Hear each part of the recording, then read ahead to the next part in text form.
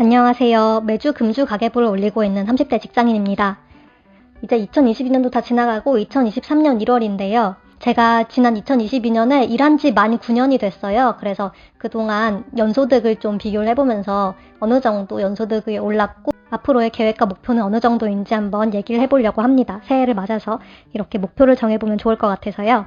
그럼 바로 시작할게요. 2013년 11월에 첫 입사를 했는데요. 사람 수가 100명 정도 되는 중소기업이었고요. 이때는 11월, 12월만 일을 했기 때문에 연소득이 한 300만 원도 안 됐어요. 그래서 되게 낮아서 이 부분은 너무 의미가 없는 것 같아서 패스하겠습니다. 그 다음 2014년에는 제 연소득이 2,556만 2,910원이었습니다. 요걸 계산해보면 한 달에 213만 원 꼴로 번 셈인데 그렇게 많진 않죠. 근데 다행인 거는 제가 중소기업 취직을 해가지고 그때 당시에 세금 감면이 됐었어요. 당시에 중소기업 취직한 청년들은 한 5년 정도 세금을 감면받을 수가 있어가지고 거기에서 많이 세이브를 할 수가 있었어요.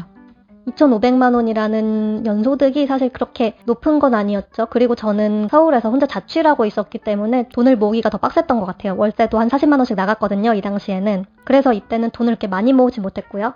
이제 2015년이 돼서 제 연소득은 3,590만 4,810원이 되었습니다. 전년 대비 엄청 많이 오른 셈인데요.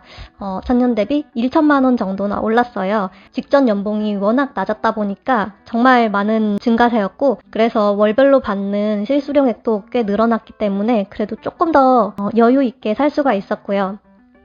2016년에는 연소득이 3,600만 원 정도였는데 전년 대비 한 100만 원 정도밖에 안 올랐었더라고요. 증가율도 좀 최저였던 걸로 기억을 합니다. 이때 당시에 왜 이렇게 안 올랐었나는 사실 잘 기억이 안 나요. 그 당시 제가 다녔던 회사가 중소기업이고 인센티브에 따라서 받는 돈이 정말 사람마다 천차만별이었고 똑같은 사람이라도 매월, 매해마다 받는 돈이 상당히 많이 달라지는 구조였기 때문에 이렇게 연소득이 아주 조금 올라갔고요.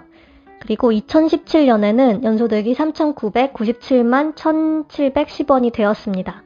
이때 전년 대비 300만 원 정도 올랐는데 직장인으로서 막 그렇게 낮지도 그렇게 높지도 않은 평균적인 금액이라고 생각을 해요.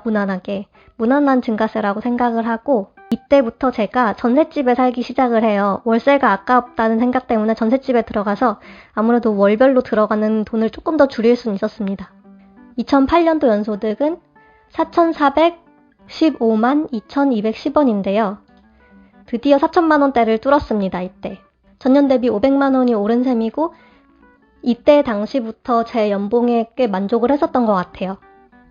일도 그리고 익숙해지고 루틴해져가지고 업무에 스트레스도 덜 받고 하는 시기였긴 한데 저 스스로 매너리즘에 빠지고 있다는 느낌을 굉장히 많이 받은 시기이기도 했습니다. 그래서 결국 이 매너리즘 때문에 나는 언젠가 이 회사 퇴사를 해야겠다라고 마음을 먹기도 했고요. 2019년에 연소득은 5,265만 원 정도인데요. 전년 대비 상당히 많이 올랐죠. 당시에 연소득이 이렇게 많이 오를 수 있었던 이유가 그때 당시 저희 팀장님이 이직을 하셨고 제가 책이 높아지다 보니까 그에 비례해서 조금 더 소득이 많이 잡혔습니다. 이렇게 소득은 많이 잡혔지만 매너리즘은 그대로였고 게다가 회사 사정도 조금씩 안 좋아지는 게 눈에 보였어요. 그래서 퇴사를 준비를 하게 됐습니다. 그리고 2020년 4월 드디어 저는 이직에 성공을 하게 됐습니다. 근데 사실 직장인이 연봉을 제일 높일 수 있는 방법이 이직을 통해서 높이는 건데 이때 당시 제 연봉은 그 전년이랑 거의 또이또이였어요. 그냥 뭐 이런 새로운 일을 해본다, 내가 일을 더 많이 배워본다는 데 의의를 뒀고 또 업계 자체가 성장하고 있기도 하고 회사 자체의 네임밸류도 이직하는 회사가 훨씬 높았기 때문에 연봉이 높지 않더라도 이득이라고 생각을 했습니다.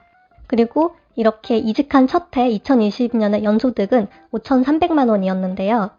전년 대비해서 그다지 막 많이 오르진 않았죠. 그치만 아무래도 네임밸류가 높은 회사다 보니까 복지가 굉장히 좋았어요. 예를 들면 되게 사소한 복지, 뭐 점심 식사 비용이라던가 야근 식대 비용이라던가 이런 것들이 이전 회사 대비 훨씬 더 좀 대우가 좋았기 때문에 복지만으로도 돈을 아끼는 효과가 있었던 걸 체감을 했습니다. 그리고 2021년 연소득은 6,300만 원을 찍었습니다. 앞자리가 하나 바뀌었죠. 이직할 때는 연봉을 많이 못 높였지만 그 다음에 많이 높일 수 있었습니다. 이렇게 연소득이 그때 많이 올랐던 이유가 저희 회사가 이때 당시에 직원들 복지 차원으로 좀 연봉을 베이스업 해주는 그런 시기였어요. 이때까지만 해도 투자 심리가 살아있고 직원들에게 대우를 해줘야 뺏기지 않는다는 그런 심리가 있어가지고 연봉 베이스업 해주는 곳들이 많았습니다. 지난해 2022년에 연소득이 얼마 정도 되었냐면 7천만 원 정도 되었습니다. 앞자리가 한 번 또 바뀌었어요. 일 시작한 지 2022년 11월에 만 9년이 된 건데 만 9년 만에 7천 연봉을 찍을 수 있었습니다.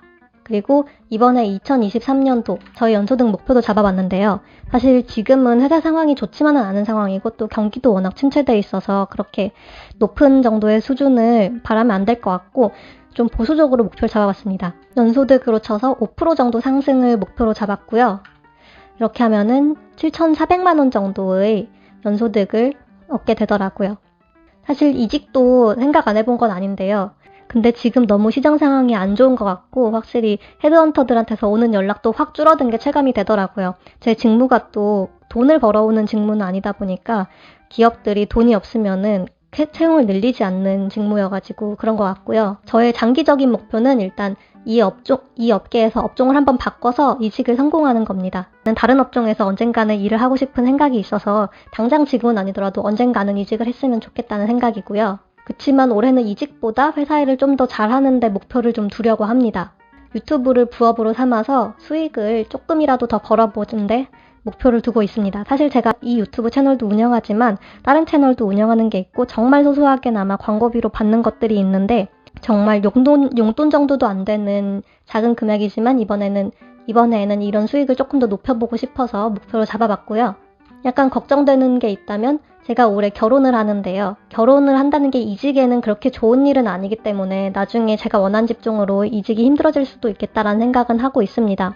그렇다고 결혼을 그때까지 미룰 수도 없고 해서 일단 올해 결혼을 하지만 앞으로 나는 어떻게 커리어를 쌓아가야 될까 그런 고민이 조금 드는 시기인 것 같아요. 일한 지 만으로 9년 됐으니까 나이가 적은 것도 아니고 연차가 이제 낮은 상태가 아니거든요. 그래서 앞으로는 한 발 한 발 좀 신중하게 커리어를 쌓아나가야 할 것 같습니다. 그럼 지금까지 영상 봐주셔서 감사합니다.